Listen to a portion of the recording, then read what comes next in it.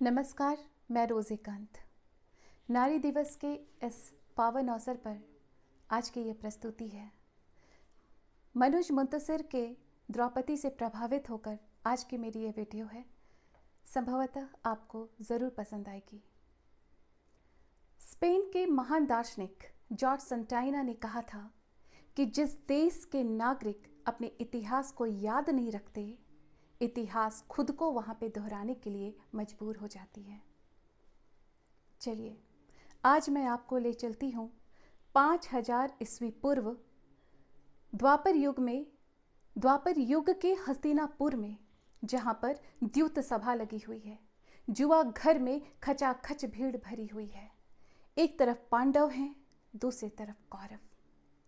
राजा महाराज धृतराष्ट्र, भीष्म पितामह, गुरु द्रोण सभी के समक्ष क्या हो रहा है?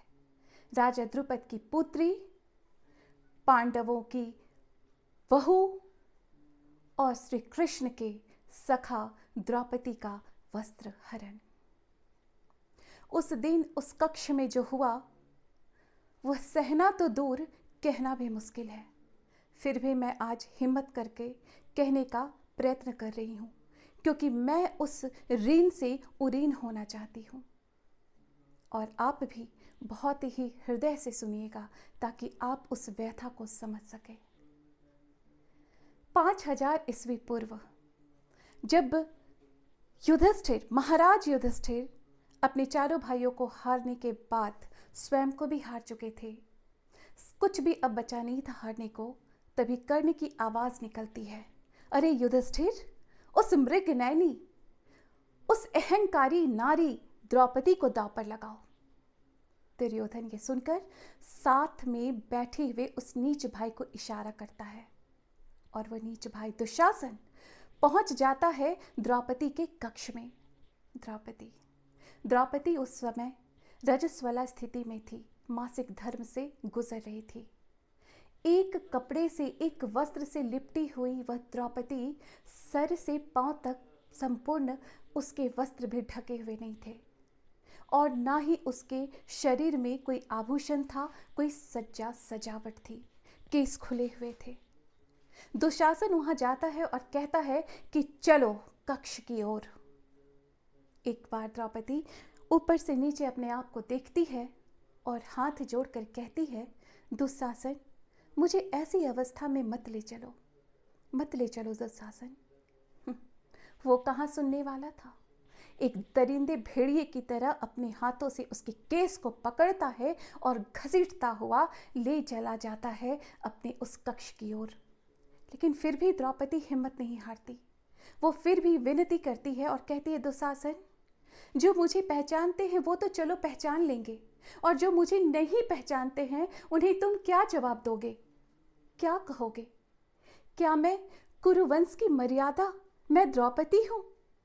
और चलो, और मान लो रास्ते में ज्येष्ठ माता श्री गंधारी मिल गई और अगर वो पूछ बैठी कि दुशासन इस तरह घसीटते हुए तुम क्या ले जा रहे हो, तो तुम उन्हें उत्तर क्या दोगे? क्या तुम कहोगे कि तुम कुरुकुल की मर्यादा को बालों से घसीटते हुए ले जा रहे हो? मुझे ऐसी अवस्था में मत ले जाओ दुशासन, मुझे मत ले जाओ। एक तरफ एक सती की चित्कार और दूसरे तरफ सत्ता का अहंकार। पालों से घसीटते हुए पहुंचा दी गई द्रौपदी उस भरी सभा में अधनग्न अवस्था में। द्रौपदी जिसके शरीर को सूर्य की किरण न छू सकी थी, कोई हवा न छू सका था, आज वो द्रौपदी अधनग्न अवस्था में भरी सभा में प्रस्तुत कर दी गई। द्रौपदी की दृष्टि पड़ती है वहां पे बैठे हुए महाराज भीष्म पितामह पर। भीष्म पितामह को कहती है, पितामह, कुरुकुल की बधू, आपकी पुत्री स्वरूपा, मैं ऋतु स्नान किए बिना द्रौपदी आपका चरण स्पर्श करती है। भीष्म पितामह उसे देखते हैं और उसकी जो दृष्टि है वो नीचे झुक जाती है। द्रौपदी कह उठती है एक बच्ची के जैसी कि पितामह, जब मैंने प्रथम बार आपके चरण स्पर्श किए थे, आपने मुझे सौभाग्यवती होने का एक आशीर्वाद दिया था। आज मुझे देखिए, मेरी ओर देखिए, आपकी उस आशीर्वाद की परिणति क्या है। मुझे देखिए पितामह, मुझे देखिए और मुझे उत्तर दीजिए। और मुझे उत्तर दीजिए पितामह कि जो व्यक्ति स्वयं को जुए में हार चुका हो, उसको कैसे ये स्वतंत्रता है कि किसी की स्वतंत्रता का हनन कर सके, वो किसी और को दांव पर लगा सके। बताइए पितामह, बताइए। अगर मान भी ले कि पत्नी पति का अधिकार है, संपत्ति है, और पति अगर उसे हार जाता है जुए में, तो जब वो खुद को हार गया तो वो स्वतः ही अपनी पत्नी को भी हार गया। फिर मैं जुए में कैसे हारी गई, मैं दांव में कैसे लगाई गई पितामह? मेरा मार्गदर्शन कीजिए। और चलिए, अगर पत्नी पति की संपत्ति नहीं होती है तो मुझे दांव पर लगाने के पहले मुझसे अनुमति क्यों नहीं ली गई? बताइए, बताइए पितामह। पितामह कहते हैं, क्या उत्तर दूं पुत्री, क्या उत्तर दूं?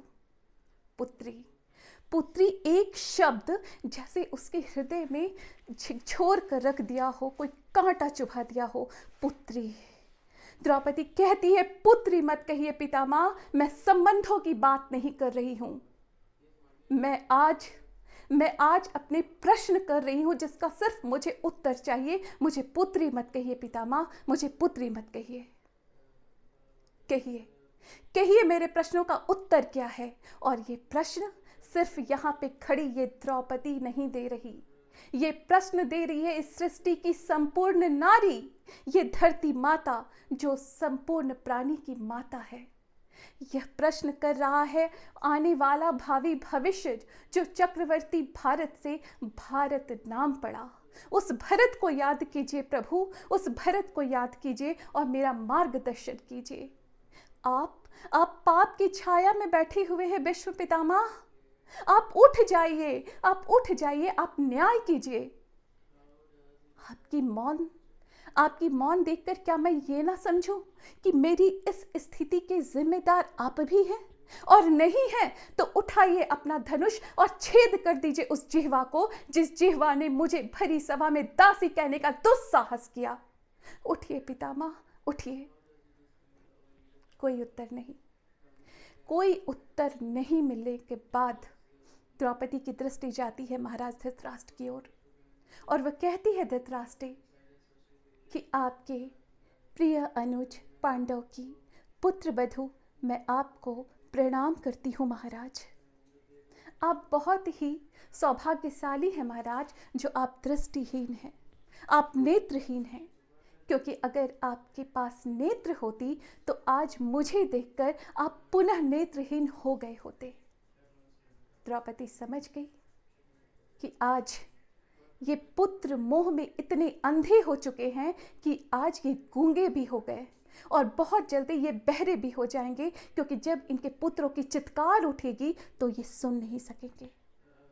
उसके बाद उनकी दृष्टि जाती है साथ में वहां पर बैठे हुए द्रोण की ओर और कहती है गुरु द्रोण को देखते हुए, गुरुदेव, मैं आपके प्रिय मित्र द्रुपद की पुत्री, इस नाते मैं आपकी भी पुत्री हूँ।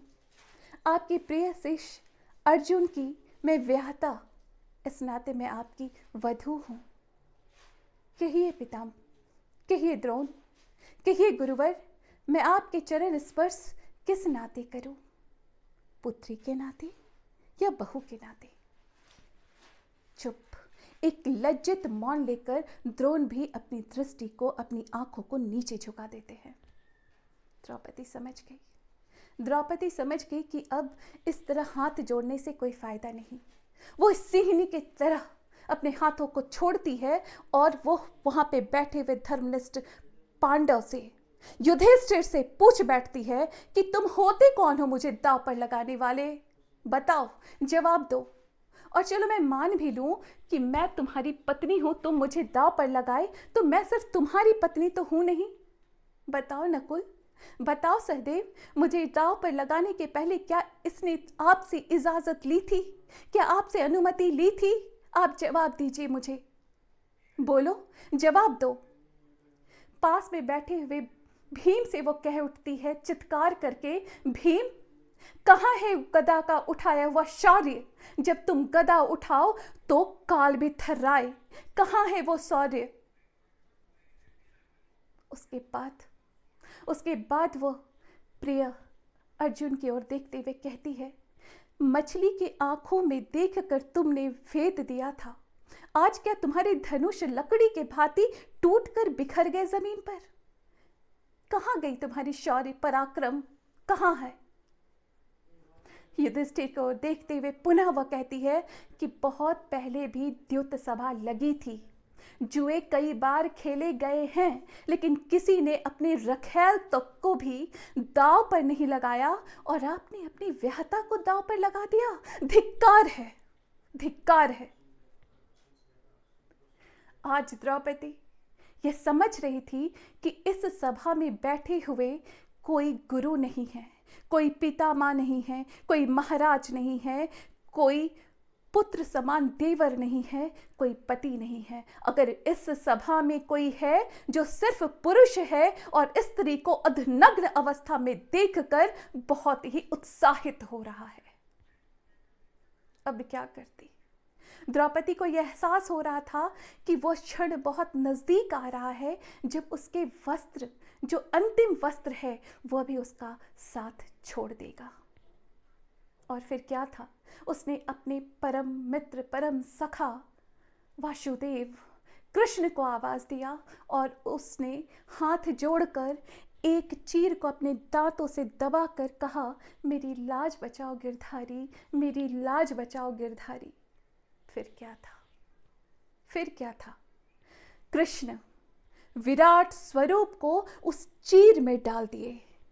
दुशासन की ये पूरी शक्ति क्षीण भीण हो गई। उसके हाथ दुख गए, लेकिन द्रौपदी का एक नाखून तक वो चीर हरण नहीं कर सके, एक नाखून तक को भी वो निर्वस्त्र नहीं कर सके। क्या हुआ अंजाम? उस दिन जो हुआ उसका अंजाम बहुत ही भयावह हुआ, बहुत ही भयावह। द्रौपदी अपनी चित्कार को समेटते हुए वहीं बैठ गई। परिणाम तो जरा देखिए उस दिन का। कुरुक्षेत्र में इतनी लाशें जली, इतनी लाशें जली कि उसके धुएं से आज भी आकाश काला है। गंधारी 100 पुत्रों के रहने के बावजूद भी मरते वक्त, मरते समय निर्वंश मारी गई। और कर्ण, जिसे दानवीर कर्ण कहा जाता है, उसने क्या कहा? उसने क्या कहा जरा सुने। बहुजन को नहीं रक्षण दिया क्यों, समर्थन पाप का उस दिन किया क्यों, ना कोई योग निष्क्रिय पा रहा हूं, लिए यह दाह मन में जा रहा हूं। इसी को कहते कहते मन ही मन द्रौपदी से बहुत क्षमा मांगा और अपने प्राण त्याग दिए। भीष्म पितामह जब मृत्यु सैया पे सोए हुए थे तो तीर के घाव से वो इतने कष्ट का सामना नहीं किए थे जितना उन्हें इस व्यथा का महसूस हो रहा था कि उस दिन वो लज्जित मौन क्यों रह गए। द्रोण भी शर्मसार रहे, पुत्र को उन्होंने भी खोया, लेकिन द्रौपदी को पंच कन्याओं में स्थान सनातन ने दिया। सनातन ने उन्हें सबसे पवित्रतम नारी में उन्हें जगह दिया, स्थान दिया। आज मैं यह जो कह रही हूं, आज बहुत ही हल्का महसूस कर रही हूं और आपने भी बहुत धैर्य से सुना होगा, ऐसा मुझे अनुमान है। ये तो रही उस 5000 वर्ष पूर्व किए गए निरुत्तर प्रश्न, और आज मैं स्वरचित कविता आपको सुनाना चाहूंगी, जो आज की सीता, आज की द्रौपदी क्या कहती है, जरा सुने। मैं जानती हूं मुझे सुनने वाले आप जितने भी भाई बंधु बैठे हुए हैं, कोई दुशासन और रावण तो नहीं होगा। और आज संपूर्ण नारी आज मैं प्रतिनिधित्व कर रही उन संपूर्ण नारी का। और देखिए इसके शब्दों को, देखिए इसके भाव को देखिए, और आज की ये सीता और आज की ये द्रौपदी क्या कहती है, जरा सुने। जिंदगी को दर्द समझकर नहीं जिया मैंने, जिंदगी को दर्द समझकर नहीं जिया मैंने, दुनिया से जो विष मिली मीरा बनकर नहीं पिया मैंने। क्यों सीता बनकर अग्नि में जलकर सती होने का प्रमाण दूं? क्यों क्यों सीता बनकर अग्नि में जलकर सती होने का प्रमाण दूं? तू मुझे द्रौपदी समझकर मेरी चीरहरण करता रहे और मैं तुझे सम्मान दूं? नहीं नहीं, बहुत हो गई मिन्नतें, कर जोड़ निवेदन, अब रण होगा। और जब हुंकार भरेगी नारी तो कंपित हर कण कण होगा। अधिकार नहीं अब, अधिकार नहीं अब किसी विद्वान को कि नारी की स्थिति पे, सती पे और उसके चीरहरण पर कोई महाकाव्य लिख दे। लिखना है तो कांता लिख, चामुंडा लिख, काल रात्रि लिख दे। और सुन घरों के बीलों में छिपकर बैठे रहने वाले दुशासन और रावण, सुन। अब ये द्रौपदी तेरी चीरहरण करेगी। अब इस सीता को किसी हनुमान की आवश्यकता नहीं, ये स्वयं ध्वस्त अब तेरी लंका करेगी, स्वयं ध्वस्त अब तेरी लंका करेगी। जय भवानी, जय जय भवानी। मेरे मित्र, मेरे बंधु, आप जितने भी बैठे हुए हैं, आप सभी मेरे भ्राता हैं, मेरे भाई बंधु हैं। आप, जब मैं बोलूं जय भवानी तो आपकी ओर से भी आवाज आनी चाहिए, जय जय भवानी। संपूर्ण नारी जाति को अगर सम्मान देना है तो कहिए मेरे साथ, जय भवानी, जय जय भवानी, जय जय भवानी। बहुत धन्यवाद, हृदय से आभार, बहुत धन्यवाद।